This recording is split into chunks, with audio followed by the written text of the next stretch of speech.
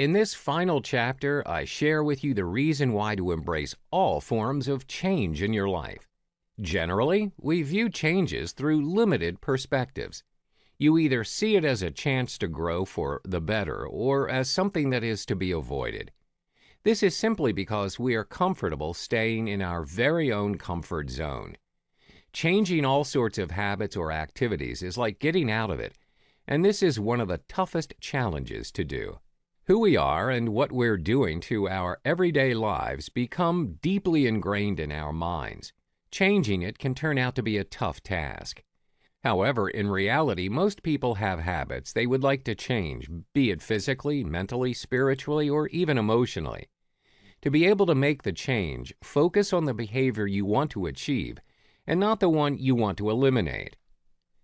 The only way to change it is to look back and look at the issues that may have been affecting your perception in terms of your behavior. This will help both your conscious and subconscious to work in harmony. You have to write and rewrite your perceptions that limit you from being a better version of you. Once you have the behavior that needs to change, then we can look at how to initiate and maintain a change.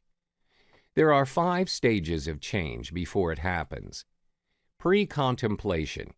Here, a person has yet to uncover their problem, and they may try to avoid the subject. Contemplation. The person is aware of their problem, but unsure if they want to make a change. They realize they should have done things differently, but they have yet to achieve it. Preparation. The person is ready to make changes.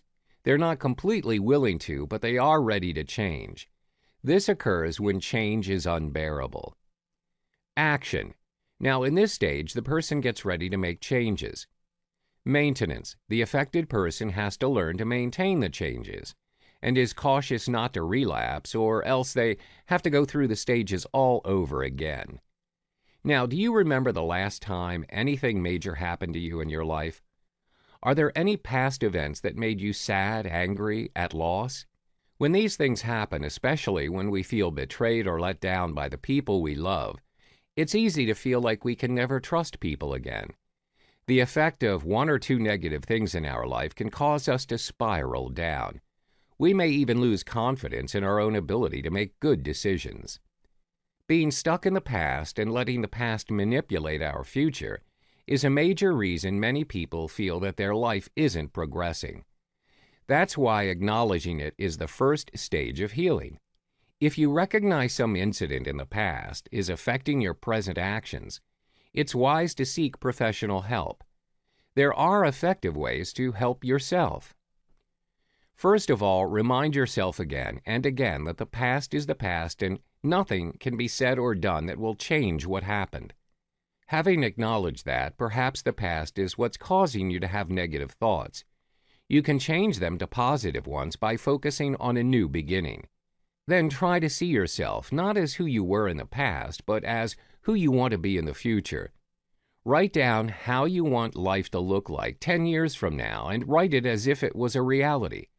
Read it regularly and see how it changes. You'll be surprised at the result. Once you've acknowledged all the events in the past, take your time to plan and prepare yourself for the future change. This is you facing reality, and that takes courage. Not only will you feel great about finally facing the obstruction that hinders your growth, you'll learn to anticipate all possible scenarios by learning how to deal with them before they occur. Here are 3 ways on how to prepare for any possible changes that are coming your way.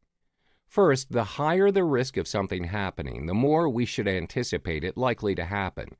For example, people living in areas where natural disasters often occur are at constant preparation to any changes to their surroundings in the future.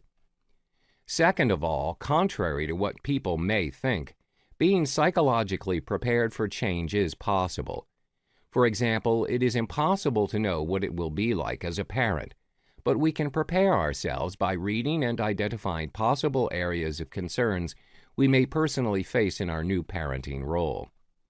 Finally, we can also learn to plan our responses and thoughts in times of changes and challenges. Doing so provides us with invaluable training. Learning how to deal with the many challenges and changes we face daily will help us to develop new skills to deal with the unexpected major ones. Think of all the possibilities in life if you could just learn to appreciate the changes that are happening within you. You can't expect to wait on life to make the changes for you. When this attitude of life will get better when something happens affects the way we live our life, we need to challenge those thoughts. We need to embrace the person we are now and see that the best resources are already inside us.